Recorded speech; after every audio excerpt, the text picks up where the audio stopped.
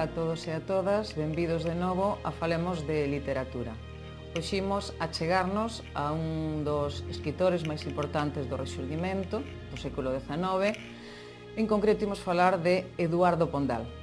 Eduardo Pondal naceu en Ponteceso, na provincia da Coruña, en 1835. A primeira formación recibiuna nunha rectoral preto da súa casa, concretamente na reitoral de Vilela de Nemiña.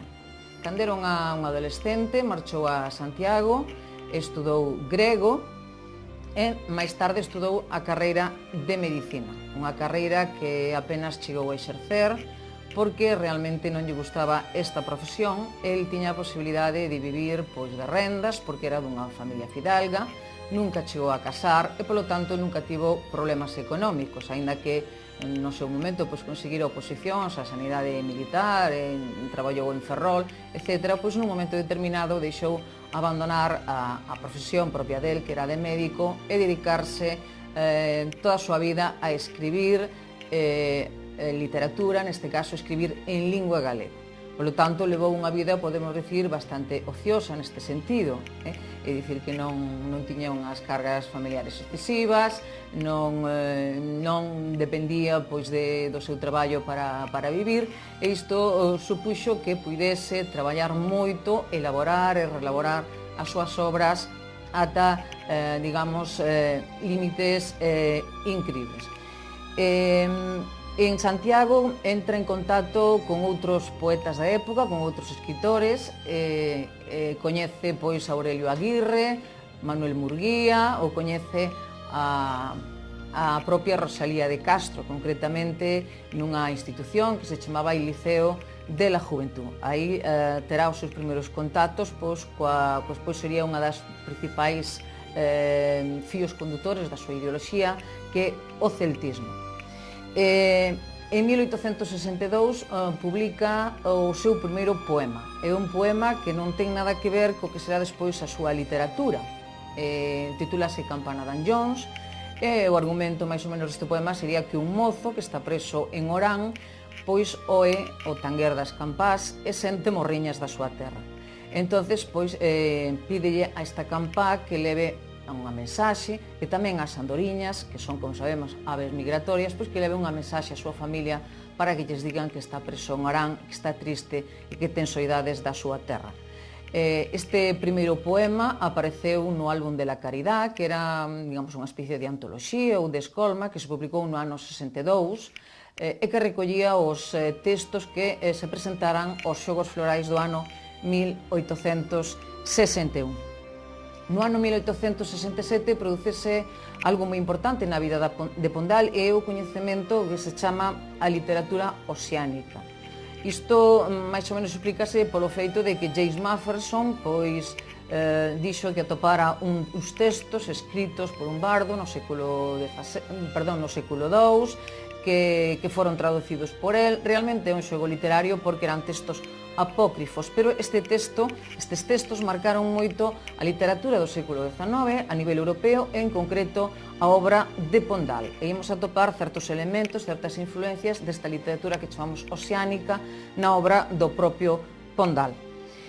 Pondal morre no ano 1917 na Coruña, e segundo a súa propia vontade, enterrouse no cemiterio da Coruña, en San Amaro. El mesmo deixou escrito: se non for na Ponteceso, enterrádeme na Coruña, e ali permanece enterrado dende 1917. En canto á súa obra, podemos falar, por un lado, da poesía épico-lírica, que é a maior parte da súa obra, e por outro lado, da poesía propiamente épica, e aí incluiríamos unha obra que ainda se publicou hai moi pouco, concretamente no ano 2005, que se titula Os Eoas. Esta poesía épico-lírica ten unha serie de características, como serán o celtismo, o bardismo, o helenismo, e aí incluiríamos sobre todo a súa obra Queixumes dos Pinos. Queixumes dos Pinos, que é unha obra que se publica no ano 1886, é unha reelaboración dunha obra anterior titulada Rumores de los Pinos. Consta de 21 poemas, nos cales o fío conductor sería pois un bo bergantiñán, como el lle chama. Bergantiño sempre aparece como o seu mundo de referencia.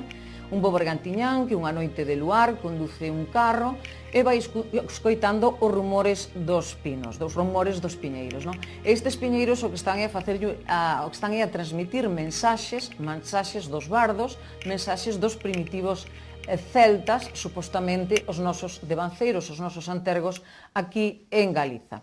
Entón, realmente, o que hai é unha transmisión de mensaxes, é dicir, por primeira vez, perdón, na obra de Pondal atopamos que as árbores, o que, digamos, a flora galega, sobre todo as árbores, os piñeiros, os carballos, estes árbores magníficas que aparecen na súa literatura, transmiten mensaxes dos nosos antepasados a agora. E dignos máis ou menos como temos que comportarnos ou como temos que facer. Realmente, na obra de Pondal, o que se pretende é unha exaltación de Galiza, é sobre todo unha exaltación da nosa orixe celta. É unha idea que vai percorrer a súa obra.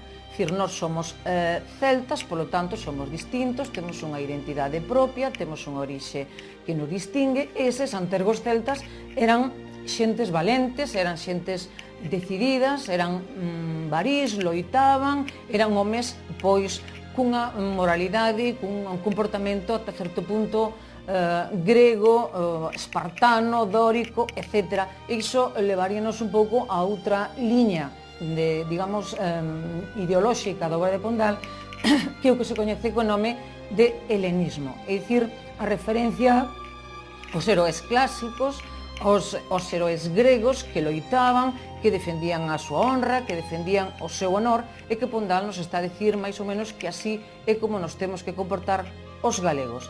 E para iso o que temos que facer é imitar os nosos antigos celtas que loitaron e defenderon a Galiza, defenderon o noso territorio, sobre todo da invasión romana, porque segundo el, aí é cando empeza a decadencia de Galiza, cando os nobres celtas, de alguna maneira, se viron sometidos. Aí aparece un episodio do Medulio, que despois vai tamén tratar a Cabanillas na súa obra, porque Cabanillas é un autor moi influenciado polos tres grandes do Rexurdimento, pero en concreto por Pondal, non? Entonces, de alguna maneira, aí os nosos antepasados, os nosos ancestros, loitaron, defenderon Galiza e morreron. Preferiron, digamos, a autoinmolación, preferiron o suicidio, antes que deixarense someter polos romanos. Porque, como acabo de dicir, segundo a opinión do propio Pondal, aí estaría, digamos, o momento no que empeza a nosa escravitude. Entón, o que el pretende é que loitemos, que sexamos fortes, que tiñamos unha actitude decidida, que combatamos, e como vai dicir, no que será o himno galego despois, despertemos dese sono no que estamos ensumidos. Outra das obras a resaltar de Pondal son os Eoas. É unha obra na que fala do descubrimento da América. Naquel momento é un tema ata certo punto pois anacrónico, non? Para falar no século XVIII por do descubrimento da América. El segue un pouco a tese de que Colón era galego. Entón, o que quere é construir a epopea nacional de Galiza, non? Quere crear unha obra mestra que, digamos, sobrepase os límites de Galiza e se converta nun referente da nosa literatura, da nosa cultura e da nosa lingua. Algúns interpretan que é unha imitación, en certa maneira, erudita dos Lusíadas de Camões. É unha obra que permaneceu inédita ao longo do século, polo menos todo o século XX, ata o ano 2005, en que foi publicada, en que foi editada por Manuel Ferreiro con, digamos, achegas de, entre outros, Forcadela. En canto á poesía lírica da Pondal, teríamos que falar fundamentalmente de dúas liñas temáticas. Por un lado, o que é a natureza, e por outro lado, o tema da muller. A natureza que aparece en Pondal é unha natureza áspera, é unha natureza incluso tamén fora do tempo, esquiva, onde aparecen pois os piñeiros, aparecen os carballos, os toxos, as uces. É unha natureza, como acabo de dicir, áspera, unha natureza de gándara.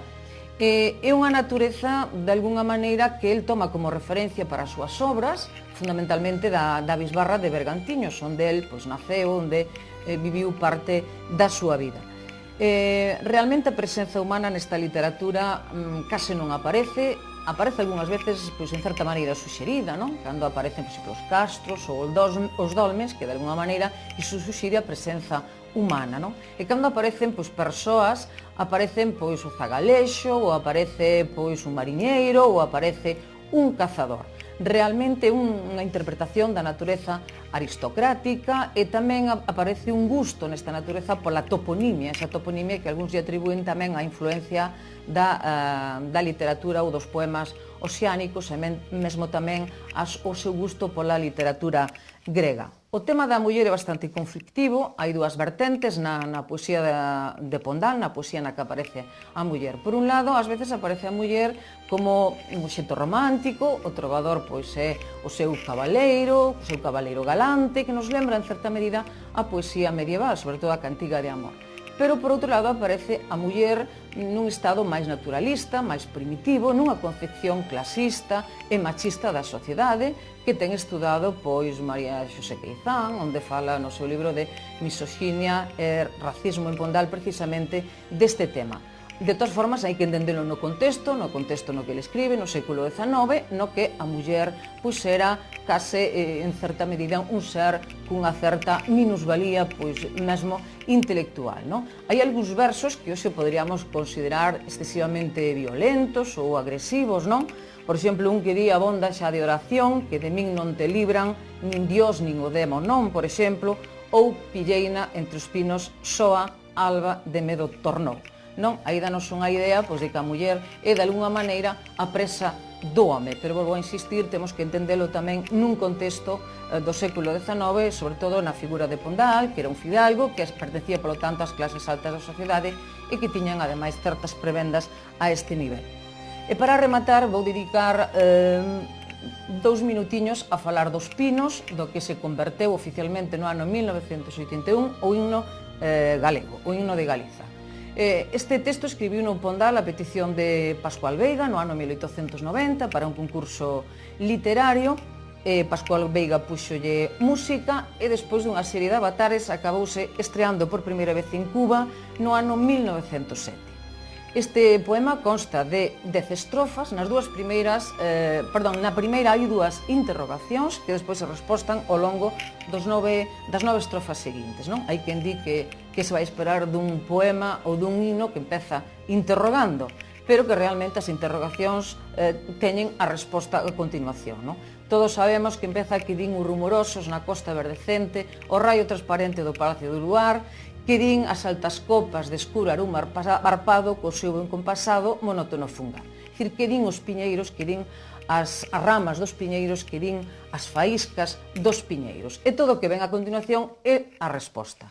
Realmente, o que nos ven a dicir Pondal é que nos temos un orixe celta, que os voces xenerosos entenden e atenden o que nos transmiten estes piñeiros, que son os mensaxeiros dos nosos antergos celtas, dos bardos, que xa son chegados os tempos, o momento de liberar e de redimir a nación de Breogán, evidentemente Galiza, que os fillos de Galiza xa están preparados para a loita, que as mulleres galegas teñen que ensinar aos seus fillos a seren valentes, teñenlle que ensinar, como el di, fortísimos acentos e non mólidos concentos, e tamén, de alguna maneira, di que temos que tender a man a nobre Lusitania, non? Porque soñaba de alguna maneira cunha confederación de povos ibéricos libres. E remata cunha exhortación final na cal nos di, pois, sede fortes, luitades, sede valentes, preparadevos para a loita, e as cousas non se conseguen xemendo ou lamentándose, as cousas conseguense loitando, que sería a conclusión final deste